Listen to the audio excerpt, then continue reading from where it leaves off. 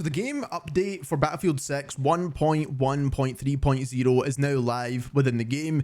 Now this update brought the new Winter Offensive update, which changed a couple of maps, gave us a new weapon with the pickaxe, and also gives us a new event for the rest of the winter, well, more or less. And it also adjusted some of the weapons as well within this game, and this is going to be when it comes to weapons across the board with certain attachments, but also it specifically mentioned a handful of weapons that I did actually take a before test with, but then lost the footage, which is kind of annoying now because I would love to show you a before and after, but we'll just show you the after on all of these weapons to show you what has exactly been adjusted. Now you'd seen the list on screen when it comes to which weapons we're talking about, but I'm going to quickly run through this.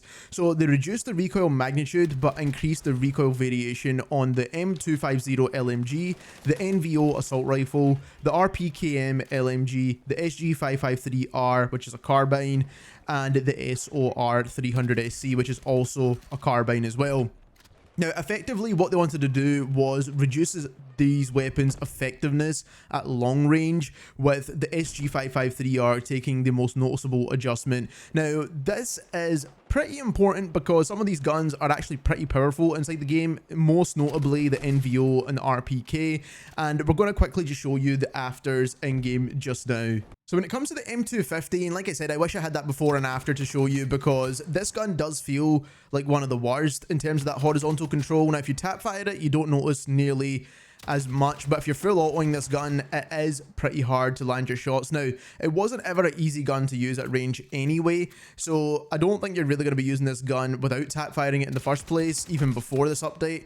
But in general, now it just feels just a little bit worse that you can't land those shots being super accurate anymore.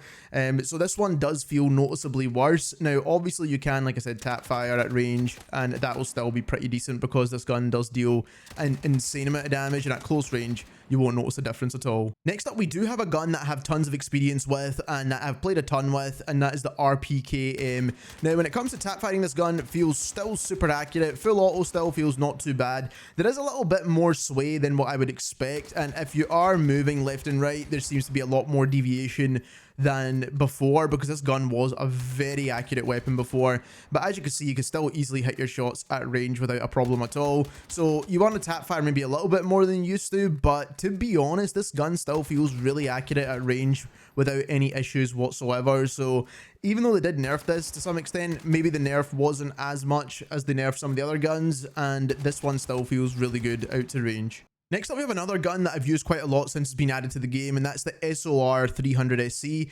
Now, when you're firing this gun full auto, as you can see, it's still super accurate. That stood still. If you're firing at range, again, super accurate. That stood still. If you're strafing left and right, again, it's still super accurate, full auto, as you can see. And if we're shooting the farthest target that we have here, it's still super accurate as well when you're strafing left and right.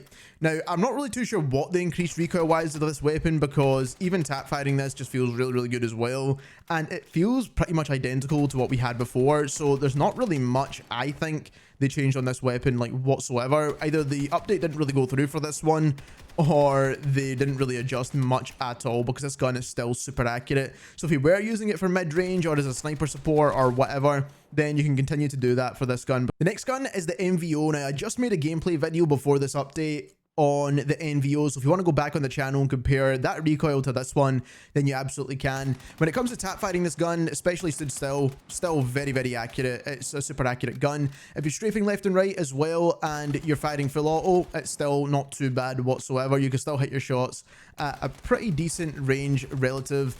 And then if you're also stood still, it's going to be even more accurate, obviously.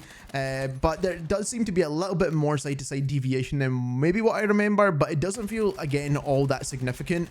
This gun was never really a super long-range gun anyway. So especially at these further ranges, if you're full autoing, you can see that the bullets are kind of deviating away from the center quite a bit, but that isn't really how people use this gun in the first place. So like I said, I don't think this gun has had a massive change. Definitely one of the slightly more noticeable changes though, in terms of all the guns out of the bunch so far in this list, but it's still going to be an accurate weapon if you want to use it. So the last gun they mentioned was the SG553R, and this is the one they said they nerfed the absolute most. So firing full auto at medium range, you can see that this bullets do deviate a little bit more than what they did before. People were using this as a long range rifle inside Battlefield RedSec as well. And this gun still seems to be a pretty decent gun at range without any issues, especially if you tap fire it. It's still actually not too bad whatsoever. And the only issue is when you're full autoing, you can see the bullets do deviate quite a fair bit off the center now, so this one is relatively noticeable. Again, not going to break the gun whatsoever. It's not going to be an absolutely terrible gun by any means, but there probably will be slightly better carbine options now in the game, with this one taking a slight nerf. Like I said, full autoing this gun is not ideal, especially at super far ranges, but if you are tap firing, you are strafing left and right and tap firing the gun, it's still pretty solid. Obviously, this is taken away from some of that time to kill potential, and this gun doesn't really have the fastest time to kill anyway. But if you're strafing left and right and you're firing this gun full auto, then as you can see here, you're going to be struggling pretty significantly. So this is the one that did get a pretty decent adjustment. It didn't have the best bloom mechanics in the first place, so they did kind of just nerf this gun a little bit too hard in my opinion. But overall, you can still make it work if you really wanted to, but it is the more significant out of the changes.